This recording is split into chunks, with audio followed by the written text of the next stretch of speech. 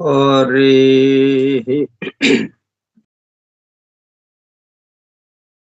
ఆ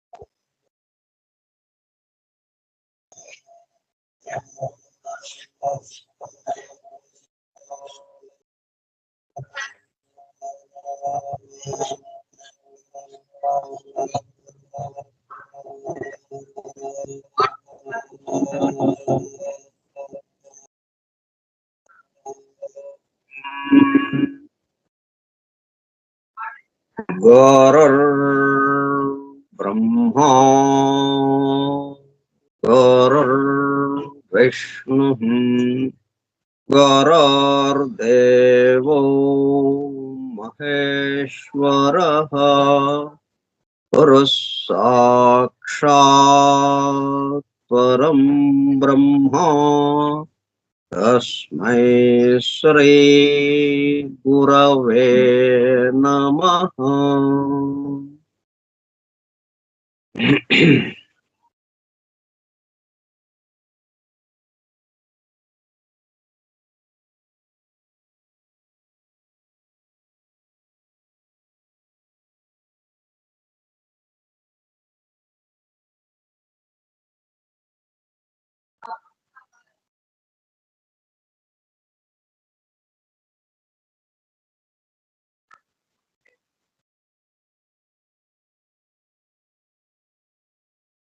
వాసుదేవ అలలోయ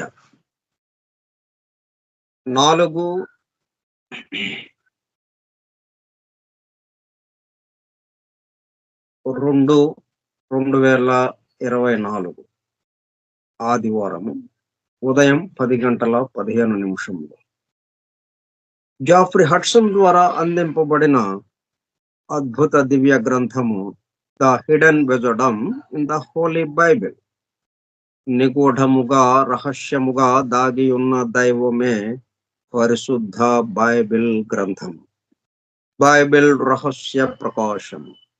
Skype group సోదర సత్యాన్వేషక బృందమునకు స్వాగతం. అందరకు నమస్కారం.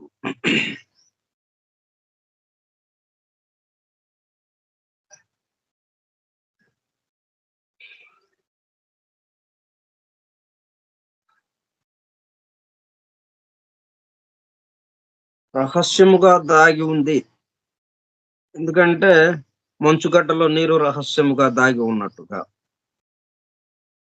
నీటిని చూద్దాము అంటే మంచుగడ్డలో ఎక్కడ ఒక్క చుక్క నీరు కనపడుతుంది, కానీ నీటితోనే నిండి ఉంది. మనం చూద్దామంటే ఈ సృష్టి సమస్త విశ్వము మంచుగడ్డలాగా ఉంది. ఇక్కడ దైవాన్ని చూద్దాము అంటే ఎక్కడ అస్సలు కనపడడం లేదు. నీరు ఎలాగైతే మంచుగడ్డలో కనపడకుండా ఎలాగో అయితే ఉందో, నీరు లేకుండా ఉందా మంచుగడ్డ నిండా నీరే. ఈ విశ్వమంతా దైవం లేకుండా ఉందా? విశ్వమంతా దైవంతోనే నిండి ఉండడం వల్ల అది మనము చూడటానికి తెలియటం లేదు అన్నట్టుగా అయిపోయిందండి. ఇప్పుడు దాన్ని మనం అనుభూతి చెందటానికి ప్రయత్నం చేస్తున్నాం. ఒక చిన్న ప్రయత్నం. జాఫ్రీ హడ్సన్ ఆయన దర్శించాడు దాన్ని. సీక్రెట్ డాక్టర్ దర్శించిన తరువాత సీక్రెట్ డాక్టర్ దర్శించాడా, ఇంకా సమస్తము దర్శించినట్టు అవుతుంది ఎక్కడికి వెళ్ళినా కానీ. అలాగే ఇప్పుడు మనం ఆయన దర్శించినటువంటి దాన్ని మనకు చేశాడు. దాన్ని కూడా మనం అట్లాగే దర్శించడానికి ప్రయత్నం చేద్దాం. The first man is of the earth. ఇది కూడా కొరింథియన్లకి సంబంధించిందే. మనము మొన్న చదువుకున్నాం. మన భాషలో చెప్పుకుందాం మనం, బైబిల్ జోలికి వెళ్లకుండా. The first man is of the earth, earthy. The second man is the Lord from heaven. అంటే మానవుడి యొక్క నిర్మాణం ఎలాగ ఉంటుంది? శరీరము స్థూలముగా, దాంట్లో జీవాత్మ ప్రవేశించటం. ఆ రూపము జీవము అన్న 2 విభాగాలుగా. ఇట్లా మనకి ముందు ఫస్ట్ మ్యాన్ అంటే మనకి ఎదురుగా కనపడుతుంది. ఈజ్ ఆఫ్ ద అర్త్, స్థూలానికి సంబంధించిన వాడు. స్థూలము అక్కడి నుంచి వెనక్కి వెళితే అది హెవెన్ కి సంబంధంగా. అందుకే మనకి బైబిల్లో ఎట్లాగ ఇచ్చాడు? మొట్టమొదటి వాక్యం పాత నిబంధన గ్రంథము బైబిల్ తెరవంగానే దేవుడు భూమి ఆకాశములను సృజించను. ముందు భూమి అన్న పదం వచ్చింది. ఎందుకని? మనం ఎదురుగా కనిపిస్తున్న దాని దగ్గర నుంచి మొదలుపెట్టి ఒక సైంటిస్ట్ లాగా మనం ఇటు నుంచి చూడటానికి అలవాటు పడ్డాం. ఇప్పుడు మనం ఒక ఋషుల మహాత్ములు వాళ్ళ యొక్క దర్శనం ప్రారంభం నుంచి, మూలం నుంచి, ఆ దర్శనానికి మనము కాకుండా ఎదుటగా మనకి ఏదైతే ఉందో ఇక్కడి నుంచి మనము మొదలు పెడితే మనకి తొందరగా అర్థమవుతుందనే ఉద్దేశంతో బైబిల్ని ఆ పద్ధతిలో ఇచ్చారు, పవిత్ర గ్రంథాన్ని. మన వైపు నుంచి ఈ చిట్ట చివరగా ఉన్న స్థూల లోకం నుంచి చూసి ఇక్కడి నుంచి హెవెన్కి వెళ్ళటం. మామూలుగా ఋషుల దర్శనము హెవెన్ నుంచి ఎర్త్ కి. బైబిల్ని ఈ పద్ధతిలో చదవాలి అనేది మనకి దీని ద్వారా సూచింపబడుతుంది. So second man is the Lord from heaven. ఆ జీవాత్మ, తురియాత్మ జీవాత్మగా మారి ఈ ఎర్త్ లోకి, ఈ రూపంలోకి, స్థూల జగత్తులోకి దిగటం జరిగింది. Behold I show you a mystery. I show you a mystery. రహస్యాల కన్నా రహస్యం ఉంది, రహస్యాలలోకెల్లా రహస్యమైనది మీకు ఇప్పుడు చూపిస్తాను అని చెప్పి కొరింథీయులకి పత్రిక రాశాడు అనమాట. మీరు ఎవరు అనుకున్నారు? మీరే దైవము. అదే మిస్టరీ. ఆ మిస్టరీని మీకు ఇప్పుడు అవగతం అయ్యేటట్టు చేస్తాను. బిహోల్డ్, చూడండి.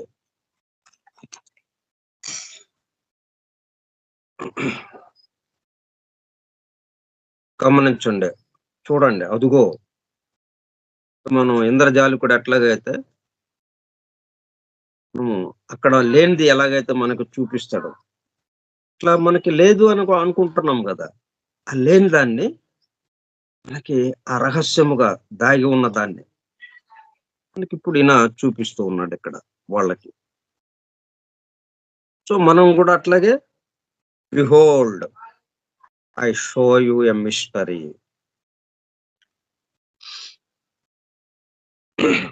Man's capabilities include the ability to bring about the manifestation in his outer self of the purely spiritual aspect of his nature.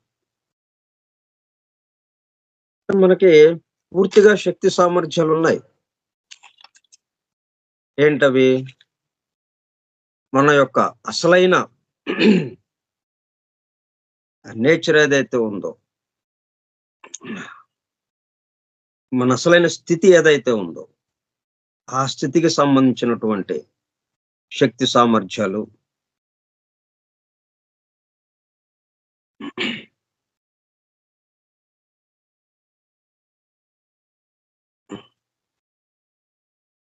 అవి వ్యక్తం అవటానికి పరిపూర్ణమైనటువంటి శక్తి సామర్థ్యాలు. మనం మనం తయారు చేసిన మిషన్లు ఏమైనా కానీ మనం పూర్తిగా వినియోగించం. దానికి ఇంత కెపాసిటీ అని నిర్ణయిస్తారు. ఇంత పని చేయగలదు అది అని చెప్పి. కానీ మనము సగానికన్నా కొంచెం తక్కువ వాడుతూ ఉంటాం. దాన్ని ఉపయోగిస్తూ ఉంటాం. దాన్ని ఫుల్ కెపాసిటీకి మనం వెళ్ళం. అట్లాగా మనం మన యొక్క పూర్తి కెపాసిటీ ఏదైతే ఉందో, పూర్తి కెపాసిటీ అంటే పరిపూర్ణమైనటువంటి శక్తి సామర్థ్యాలు ఏమిటి?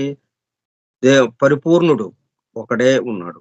వాడి యొక్క శక్తి సామర్థ్యాలే ఇక్కడ ఉండే శక్తి సామర్థ్యాలు. అవి మనం బయటికి ఈ వ్యక్త ప్రపంచంలో, ఈ వ్యక్త సృష్టిలోకి తీసుకురావడానికి పూర్తి శక్తి సామర్థ్యాలను to bring about the manifestation in his outer self. ఈ బాహ్యంగా ఈ వ్యక్త సృష్టిలో మనము వాటిని ఉపయోగించడానికి, ఆ శక్తి సామర్థ్యాల ద్వారా మనం పని చేయటానికి, అది మనకి ఆ శక్తి సామర్థ్యాలు ఉన్నాయి. అవన్నిటిని మనము వ్యక్తం చేయటానికి ఇందులో ఉన్నాయి కాబట్టి మనకి కొత్తగా తెచ్చుకోవాల్సిన అవసరం లేదు. వాటిని మేల్కొల్పటమే.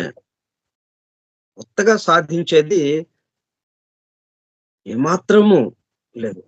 కొత్తగా సాధించడానికి వేరేగా ఉంటే కదా మనం అదిగా అయి ఉన్నాము. I am that I am.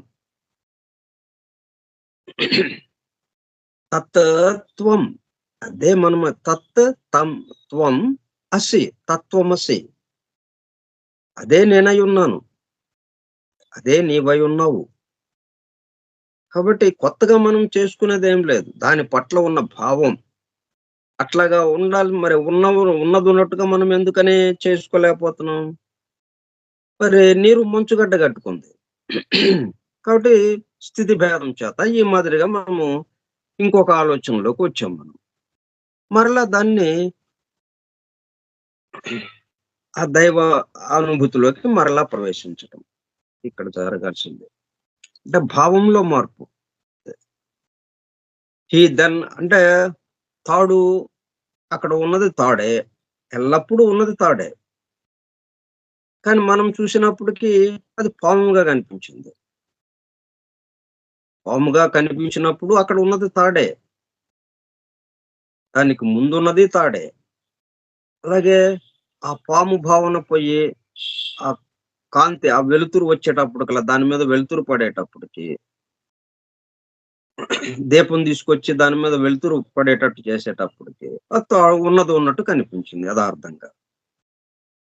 అప్పుడు అది అలాగే ఉంది. స్థితి ఏం మారలేదు. యథాతథంగా ఎల్లప్పుడూ కదలకుండా అక్కడ ఉంది తాడు. మనమే కాసేపు అది లేదని, కాసేపు ఇంకొకటి ఉందని ఇట్లాగా అనుకున్నాం భావంగా. ఆ భావంలో మార్పు రావటం అంతే. He then becomes endowed with superhuman powers. మొత్తం అతీంద్రియ శక్తులు, అష్టసిద్ధులు, అవన్నీ మనలో మేల్కొనటం జరుగుతుంది. Including those of almost irresistible will.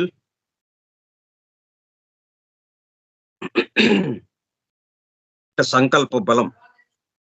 మనం ఏదైనా అనుకుంటే అది అయి తీరుతుంది, జరిగి తీరుతుంది. అలాగే ఏదన్నా మాట చెప్తే ఆ మాట జరిగి తీరుతుంది, వాక్శుద్ధి వస్తుంది. నీకు అనారోగ్యంగా ఉన్నవాడు వచ్చి నాకు ఇట్లాగా ఉంది అంటే తగ్గిపోతుందిలే అంటాడు. అంటే తగ్గిపోతుంది. అది అంత సంకల్ప బలం అంతగా ఉంటుంది.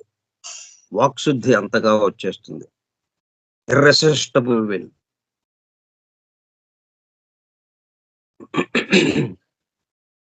అంటే ఆపలేని అనమాట.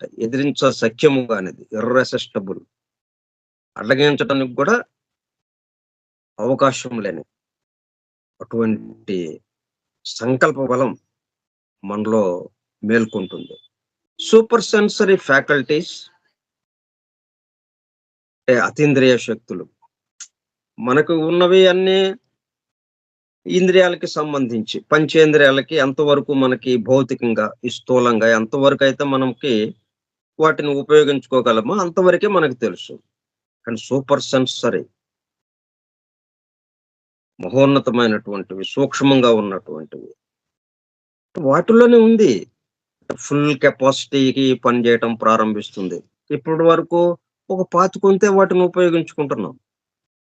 వాటి కెపాసిటీ 100% ఉంటే దాంట్లో ఎంత ఉపయోగిస్తున్నాం మనం?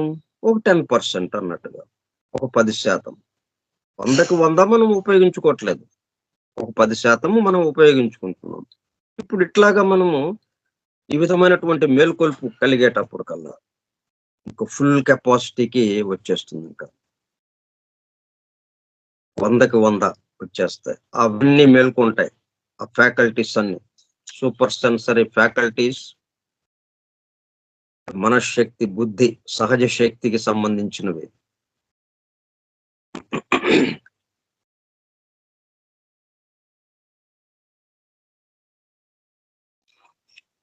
అంటే మనకి యూనివర్సిటీల్లో కానీ కాలేజెస్ లో కానీ ఫ్యాకల్టీ అంటుంటారు. ఆ లెక్చరర్ వాటికి సంబంధించి ఒక సబ్జెక్ట్ కి సంబంధించి ఆ బోధించే వాళ్ళు ఎవరైతే ఉంటారో వాళ్ళని ఫ్యాకల్టీ అంటారు. ఎందుకని? వాళ్ళు బోధించేటప్పుడు కల్లా ఈ స్టూడెంట్స్ లో ఏం జరుగుతుంది? వీళ్ళు ఏవైతే విషయము బోధిస్తున్నారో అది వాళ్ళలో మేల్కొంటా ఉంది. వాళ్ళు కూడా వాళ్ళలో ఉన్న ఆ ఫ్యాకల్టీస్ మేల్కొంటా ఉన్నాయి. ఆ వాటికి సంబంధించినటువంటి శక్తులన్నీ మేల్కొంటూ ఉన్నాయి. ఆ విషయాలు వాళ్ళలో మేల్కొంటూ ఉంది. ఆ మేల్కొల్పుతున్నారు కాబట్టి వీళ్ళని ఫ్యాకల్టీస్ అని అంటున్నారు. లెక్చరరు ఇట్లాగా అన్నా గాని ఆ సబ్జెక్ట్ కి సంబంధించిన ఒక ఫ్యాకల్టీ బృందం వాళ్ళలో మేల్కొల్పుతున్నారు కాబట్టి వాళ్ళకి తెలియజేస్తూ ఉన్నారు కాబట్టి. అంటే మనకి బాహ్యంగా ఏమవుతుంది? వాళ్ళకి ఏమీ తెలియదు. వాళ్ళకి అసలు ఏమి రాదు, ఏమీ తెలియదు.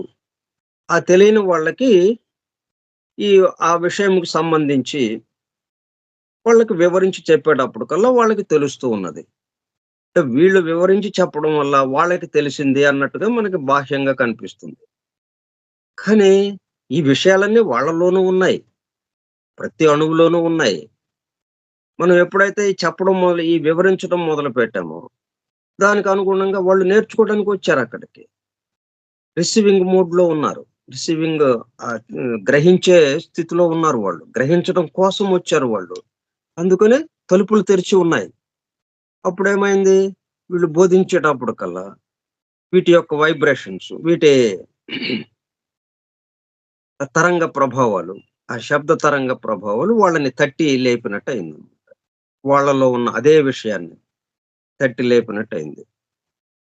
ఆ super sensory faculties and super normal physical capacities.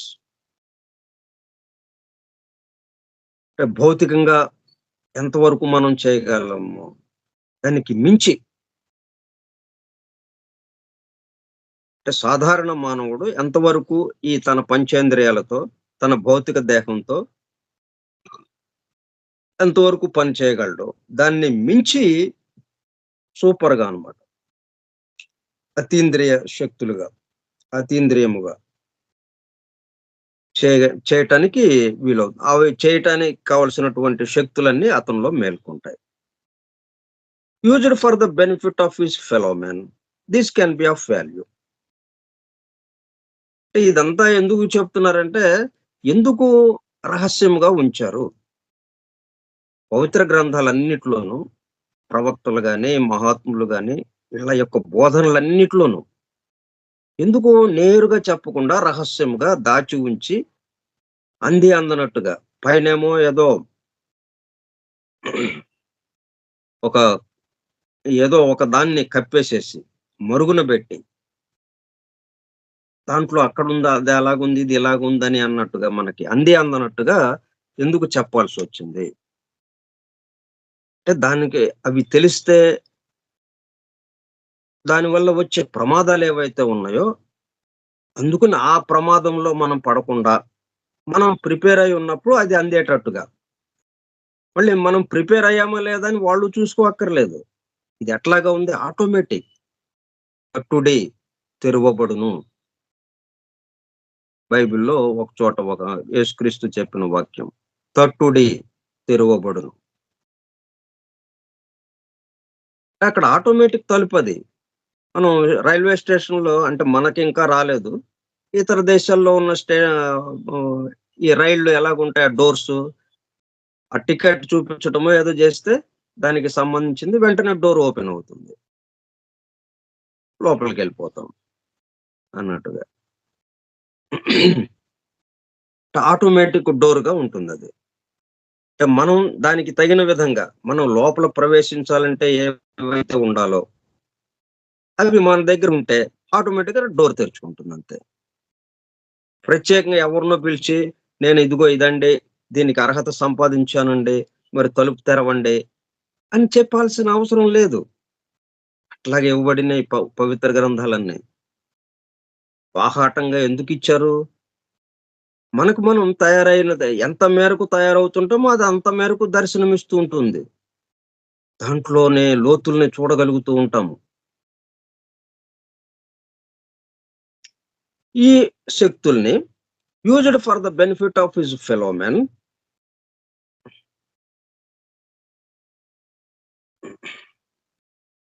Used for the benefit of his fellow men తన చుట్టూ ఉన్న వారికి వాళ్ళకి ఉపయోగపడేటట్టుగా గనక వాటిని ఉపయోగించగలిగితే these can be of value. ఇది అతను అతనిలో ఇవి మేల్కొన్నందుకు అది ఉపయోగంగా ఉంటుంది. ఆ విలువ కలిగి ఉంటాయవి. Misused for personal or national gain ఒకవేళ వాటిని దుర్వినియోగం పరిస్తే, అంటే వాడవలసిన విధంగా వాడకుండా ఇంకొక రకంగా వాడితే, మనకి అది అలవాటే. మనకి స్థూలంగా ఉండేటప్పుడు కల్లా ఈ స్థితి భేదం చేత మనం ఏంటి చేస్తుంటాము, వ్యతిరేకంగానే మనకి డిఫాల్ట్ సెట్టింగ్స్ ఏంటి?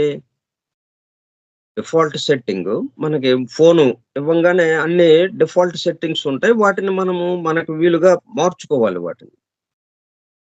ఆ సెట్టింగ్స్ అన్ని మార్చుకోవాలి మనం.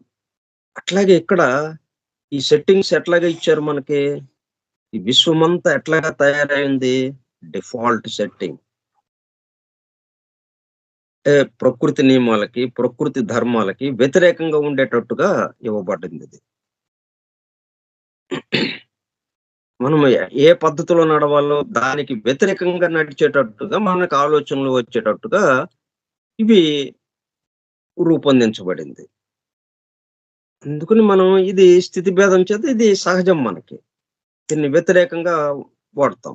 అంటే వ్యతిరేకం అంటే ఏంటి? డిఫాల్ట్ అంటే ఏంటి?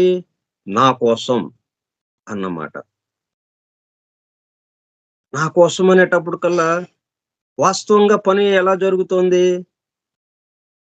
చుట్టూ ఉన్న వాళ్ళకి అంటే ఈ సృష్టించిన వాడి కోసమే పని జేస్తున్నాం మనం. ఎక్కడైనా గాని. సృష్టించిన వాడి కోసం లేతే ఏ ఆఫీస్‌లో పని జేస్తున్నామో ఆ ఆఫీస్ కోసం, లేతే ఎవరన్నా ఏదన్నా ఫ్యాక్టరీలో పని జేస్తే ఆ ఫ్యాక్టరీ ఓనర్ కోసం, ఆ ఫ్యాక్టరీ యజమాని కోసం, యజమాని కోసమే గదా మనం పని చేసే వాళ్ళందరూ ఎవరి కోసం పని జేస్తారు? యజమాని కోసం పని జేస్తారు. ఎవ్వరు అట్లాగా అనుకోవట్లేదు గదా! నా కుటుంబ పోషణ కోసం నేనిక్కడ జేరి పని చేస్తూ ఉన్నాను. ఇది డిఫాల్ట్ సెట్టింగ్. ఇప్పుడు ఆ సెట్టింగ్ మార్చుకొని ఏం జేయాలి మనం? యజమాని కోసం చేస్తున్నాం ఇక్కడ. ఇక్కడ చేరామంటే యజమాని కోసం. ఇక్కడ మనం జన్మించామంటే ఎవరి కోసం? మనల్ని ఎవరైతే సృష్టించారో, మనల్ని ఎవరినైతే పుట్టించారో వాళ్ళ కోసం అన్న దాంట్లోకి మనము ఆ సెట్టింగ్‌ని మార్చుకోవాలన్నమాట. అప్పుడేంటి మిస్‌యూజ్ అనేది రాదు. Used for the benefit of his fellow man కిందకెళ్ళిపోతుంది. ఇప్పుడు ఆ సెట్టింగ్ మారకపోవటం ఏమవుతుంది? మిస్‌యూజ్డ్‌గా అయిపోతుంది. అంటే నా కోసం అన్న దాంట్లోకొచ్చేటప్పుడు కల్లా అది మిస్‌యూజ్‌కి వెళ్ళిపోతుందన్నమాట. దుర్వినియోగంలోకి వెళ్ళిపోతుంది. For personal or national gain. ఇప్పుడు మనం అమెరికా వాడేం చేశాడు? అణుశక్తికి సంబంధించి పరిశోధనలు చేయించాడు సైంటిస్టుల చేత. చాలా జాగ్రత్తగా ఆ అణుశక్తి అద్భుతమైన శక్తి ఆ అణువుని బద్దలు చేసినప్పుడు విడుదలవ్వటాన్ని చూశారు. దీన్ని పట్టుకొని బాంబు వేసేయండి. బాంబుగా తయారు చేయండి మీరు. దీన్ని మన శత్రు దేశం మీద వేసేయండి. ఇంక వాడు కోలుకోలేకుండా వాళ్ళు మనకి పాదాక్రాంతం అవుతారు. మనం దాన్ని ఆక్రమించేయొచ్చు. అని ఇట్లాగ దేశం యొక్క దేశాల పరిస్థితిగా ఆలోచించినప్పుడు, దేశాల స్థాయిలో, మన వ్యక్తిగతంగా మన స్థాయిలో అదే పద్ధతిలో అవతల వాళ్ళని మనం వశీకరణ చేసుకోవటం ఎట్లాగా? అవతల వాళ్ళని మనం మన అదుపులోకి తెచ్చుకోవటం ఎట్లాగా? మన గ్రిప్‌లో ఉంచుకోవటం ఎట్లాగని ఇలాగ ఆలోచనలొస్తాయి. అలా మిస్‌యూజ్ అవ్వటానికి అవకాశం ఉంది. At the cost of others. ఇతరుల యొక్క ప్రయోజనాల్ని పణంగా పెట్టి, వాళ్ళ ప్రయోజనాలు మనము కాపాడకుండా, వాళ్ళ ప్రయోజనాలని పణంగా బెట్టి, వాళ్ళని మనం ఉపయోగించుకోవటం అన్నట్టుగా. అలా జరుగుతుంది. అటు వ్యక్తిగతంగా గాని, వ్యక్తిగత స్థాయిలో గాని, దేశాల స్థాయిలో గాని, ఎక్కడైనా గాని. They can be extremely harmful. అందుకని మనకి ఈ నాలెడ్జ్‌ని ఏం జేశారు, అందే అందనట్టుగా మనకి రహస్యముగా ఉండేటట్టుగా, అక్కడే ఉన్నప్పటికీ అంది అన్నట్టుగా మనకిచ్చారు. అదెప్పుడు అందుతుంది? మనం చుట్టూ ఉన్న వాళ్ళ కోసము అన్న దాంట్లోకి వచ్చేసే కొలిది. ఏ మేరకు వస్తామో, ఆ మేరకు అది మనకు అందుతూ ఉండటానికి వీలవుతుంది. A wonderful possibility and a very grave danger or దీంట్లో ఇట్లాగా మనము అందకూడని వాళ్ళకి అందితే ఏం జరుగుతుంది? A wonderful possibility and a very grave danger or however associated with these enhanced powers.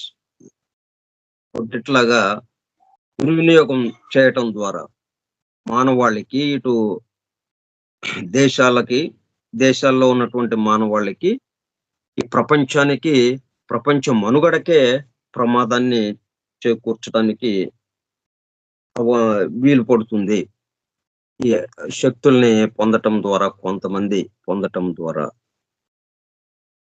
అందుకనే అప్పటికే అట్లాగే కొంతమంది ఏదో రకంగా దాన్ని ఆ శక్తుల్ని వాళ్ళలో మేల్కొలిపి నెమ్మదిగా ఎట్లోగొట్లాగా ఈ దుర్వినియోగం చేస్తూ వాటిని ప్రపంచ వినాశనానికి, ప్రపంచ మానవాళి వినాశనానికి అది ఉపయోగిస్తూనే ఉన్నారు అప్పుడప్పుడు. ప్రపంచ యుద్ధాలు మరి అట్లాగొస్తున్నాయి. The possibility is that man may use them to gain still greater knowledge which can be placed at the service of his fellow man. కానీ ఒక సాధ్యత ఏంటి? దీని ద్వారా ఏమి సాధ్యమవుతుంది మనం ఇట్లాగ నాలెడ్జ్‌ని తెలుసుకోవటం ద్వారా అంటే, మనం మన చుట్టూ ఉన్న వాళ్ళకి మరింతగా మనం సేవ చేయటానికి వీలవుతుంది. ఉపయోగపడటానికి వీలవుతుంది. మనం ఏ మేరకు మనలో ఈ అద్భుత శక్తులు, అతీంద్రియ శక్తులు, అష్టసిద్ధులు మనలో మేల్కొంటూ ఉన్నాయో, వాటన్నిటిని మన చుట్టూ ఉన్న వాళ్ళకి ఉపయోగించటము అన్నది అట్లా ఉపయోగపడేటట్టుగా రావటానికి అదొక పద్ధతి ఉంది. ఇట్లా వినాశనానికి ఉపయోగించటము అనే పద్ధతి ఉంది. The possibility is that man may use them to gain still greater knowledge, which can be placed at the service of his fellow man. The danger is that, blinded by egoism and a passion for domination, అంటే అహంకారపూరితంగా ఉన్నప్పుడు, అంటే తానే తన చుట్టూ మిగతా అంతా తన చుట్టూ గిరిగీసుకునే తాను కేంద్రంగా ఉంటూ తన కోసమే అనేటప్పుడు కల్లా అహంకారం వల్ల ఏం జరుగుతుంది అంటే ప్యాషన్ ఫర్ డామినేషన్, ఇతరుల మీద ఆధిపత్యము, అధికారాన్ని నెరపటం, ఆధిపత్య ధోరణితో వీళ్ళందరూ నా పాదాక్రాంతం కావాలి, వీళ్ళందరికీ నేను ప్రభువుని కావాలి అన్నట్టుగా చేయటం వల్ల passion for domination, he may be tempted to use his increased faculties. ఇప్పుడేమవుతుంది, టెంప్టెడ్ అంటే మోహింపజేయటం, ఆ యుగోయిజము, ఆ ప్యాషన్ ఫర్ డామినేషన్, అట్లా ఆ ఉద్వేగము, అట్లా వాటికి సంబంధించి ఇతరుల మీద ఆధిపత్య ధోరణి ప్రదర్శించటం, అహంకారాన్ని ప్రదర్శించటం, వీటి వల్ల ఏమవుతుంది, అది అతన్ని ఎటువైపుకి తీసుకెళ్తుంది, ఆ లక్షణాలు టెంప్టెడ్, మోహింప చేయటం, మురులు కొలిపేటట్టుగా దాని పట్ల అది మంచిదా చెడ్డదా అని కాకుండా ఆ పని చేయాలి అని అటువైపుకి మరల్చడానికి అవి ఉపయోగపడతాయి. ఆ యూగోయిజం, అట్లాగే ప్యాషన్ ఫర్ డామినేషన్, అహంకారము, తను ఇతరుల మీద ఆధిపత్యం వహించాలనే ధోరణి.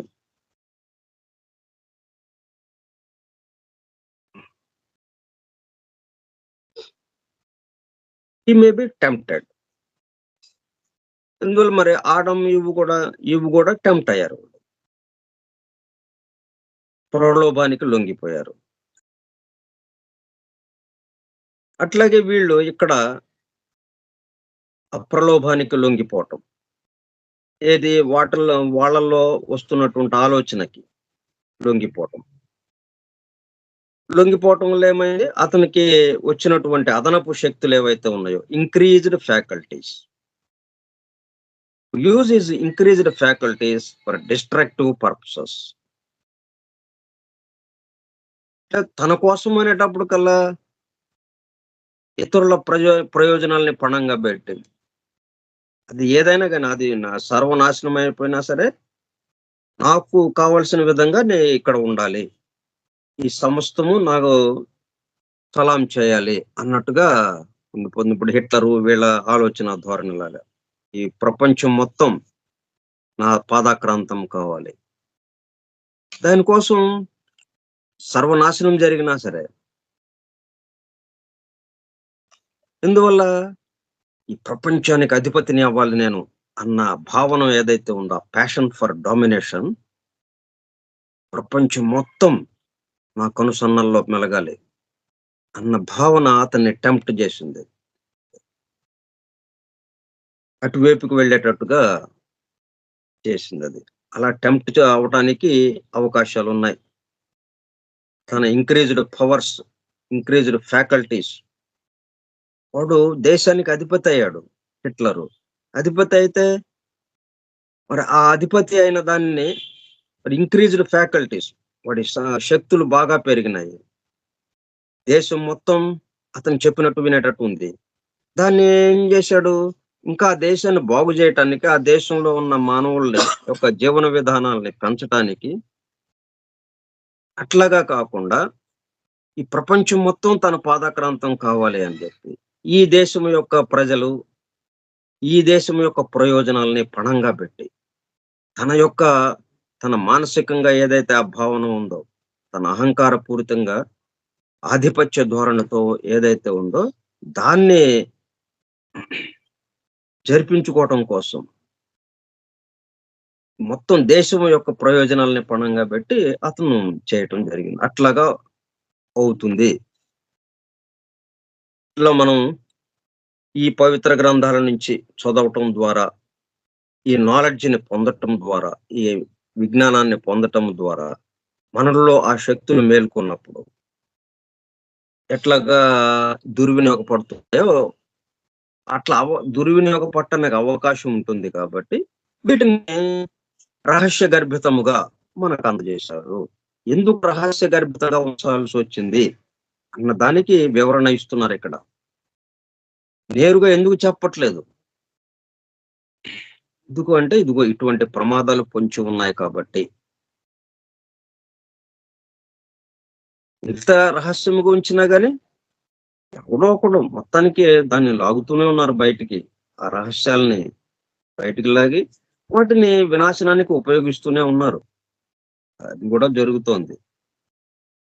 In order that the danger may be reduced to A minimum, అటువంటి ప్రమాదాలని రెడ్యూస్డ్ టు ఏ మినిమమ్, వాటి యొక్క తీవ్రతను తగ్గించడానికి సాధ్యమైనంత వరకు పూర్తిగా ఆ తీవ్రత తగ్గించటం కోసం and the power giving knowledge be preserved and made available to man kind. ఇట్లా ఏదైతే ఈ విజ్ఞానము మనకు అందిందా, మనలో ఉన్న ఫ్యాకల్టీస్ అన్ని ఆ అతీంద్రియ శక్తులు, అష్టసిద్ధులు మేల్కోవటం, మ్యాజికల్ పవర్స్ మేల్కోవటం జరుగుతుంది. Power giving knowledge be preserved. అందువల్ల ఆ నాలెడ్జ్ని ఏం చేశారు, భద్రపరిచారు. ఎట్లాగా, రహస్యముగా, నిగూఢముగా, పొడుపు కథల రూపంలో, దృష్టాంతముగా, రూపక అలంకారంగా, ఉపమాన రీతిలో అట్లా భద్రపరిచారు వాటిని.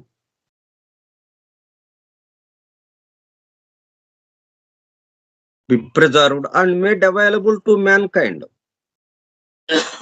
సమస్త మానవాళికి ఇది అందుబాటులో ఉంది. కానీ ఎట్లాగా ఉంది, రహస్య గర్భితముగా. అది కావాలి అంటే కొంచెం దాన్ని వెతకడం కాదు, మనం రెడీ అవ్వటం.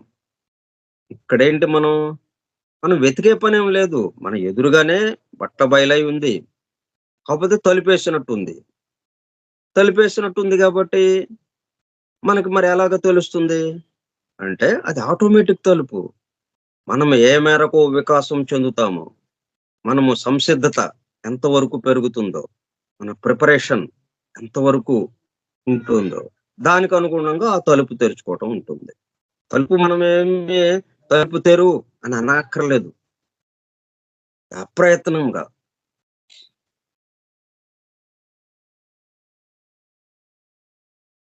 It is formulated and delivered in a very ancient language composed of allegory, parable, imagery and symbol.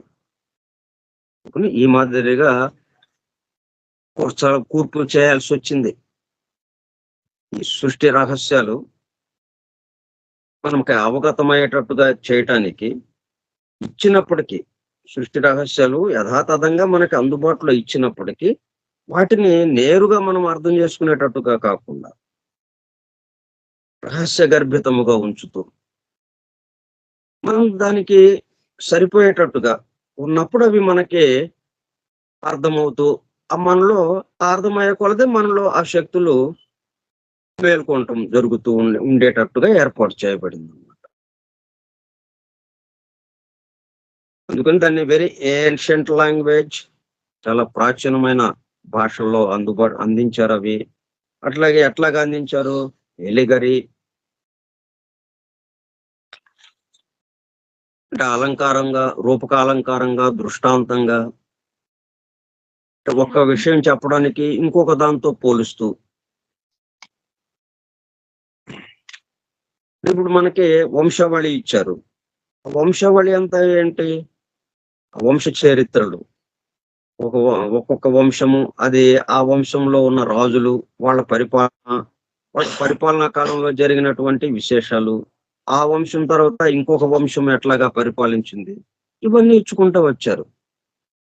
వాటిల్లోనే సృష్టికి సంబంధించినటువంటి సమస్త రహస్యాలను లోపల ధర్మగర్భంగా దాంట్లో దాచి మనకి బయటకు మాత్రం వంశావళి, వంశముల యొక్క చరిత్ర, రాజుల చరిత్ర లాగా ఉంటుంది మనకి. అట్లా ఎలిగరి, పారబుల్,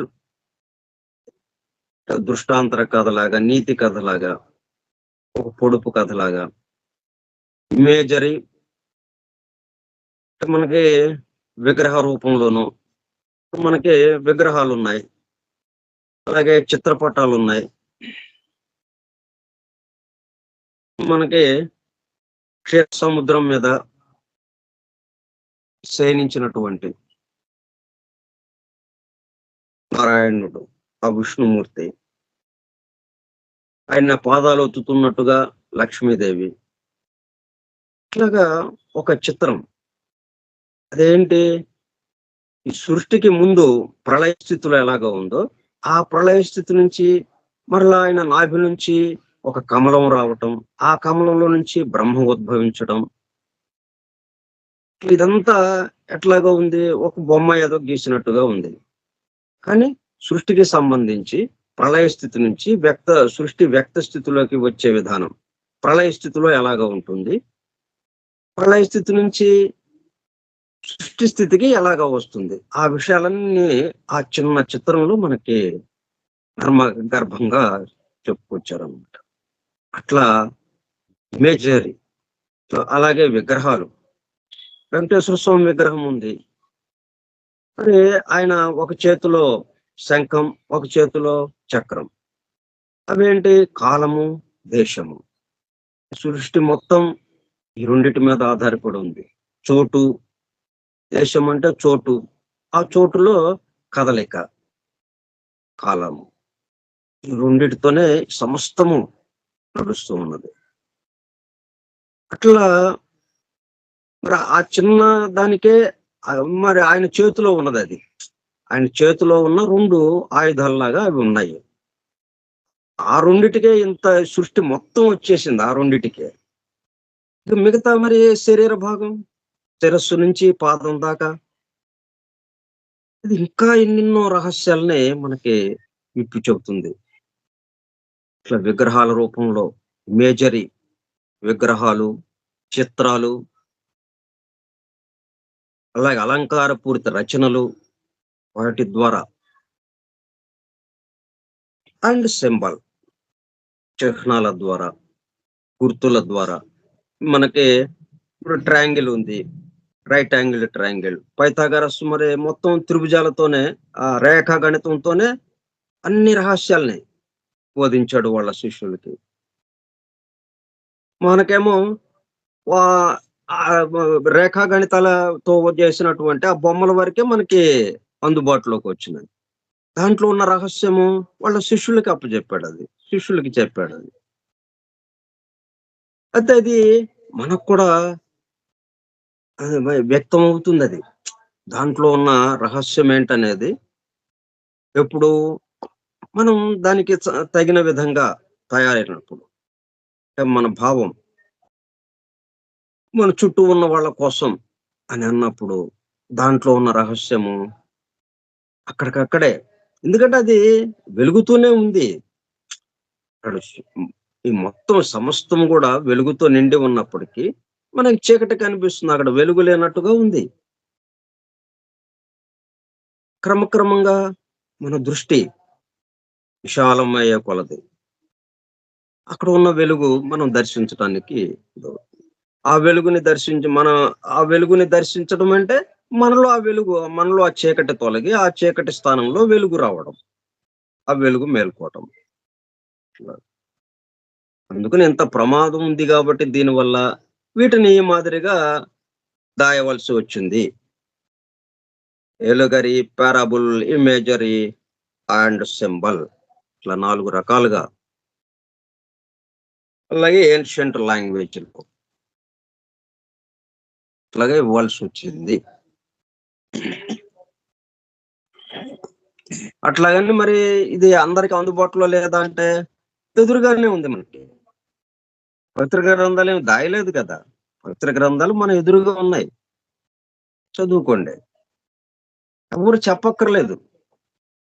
మీకే అవి చదువుతూ ఉంటే దాంతో పాటు మనం ఏం చేయాలి? మనం చేస్తున్న పనులు, మన చుట్టూ ఉన్న వాళ్ళ కోసం. ఎందుకు మనకి దాంట్లో ఉన్న రహస్యం ఎందుకు తెలియాలి మనకి? మనం మామూలుగా ఏంటి పవిత్ర గ్రంథం చదువుతున్నామంటే మన కష్టాలేవో తొలగటం కోసం. అక్కడితో అది ఆగిపోతున్నాం మనం. అట్లా కాకుండా మన కష్టాలే కాదు, మనలాగా ఎంతో మంది బాధలు పడుతున్నారు. వాళ్ళ కష్టాలు కూడా తొలగాలి. వాళ్ళు కూడా సుఖశాంతులతో జీవించాలి అన్న భావనతో ఆ పవిత్ర గ్రంథం చదివితే దాంట్లో ఉన్న రహస్యాలు మనలో మేలుకోవటం జరుగుతుంది. అట్లాగిచ్చారు ఆ పవిత్ర గ్రంథాన్ని. ఇంకా మిగతా విషయాలు మనం వచ్చే గురువారం నాడు చెప్పుకుందాం. స్వస్తి ప్రజాభ్యః పరిపాలయంతాం న్యాయేణ మార్గేణ మహిం మహిషాః గో బ్రాహ్మణేభ్య శుభమస్తు నిత్యం లోకాః సమస్తాః సుఖినో భవంతు లోకాః సమస్తాః సుఖినో భవంతు లోకాః సమస్తాః సుఖినో భవంతు. ఓం శాంతి శాంతి శాంతి. ఓపికగా విన్నటువంటి సోదర సత్యాన్వేషక బృందమునకు ధన్యవాదములు. Thank you all. Vasudeva. Hallelujah.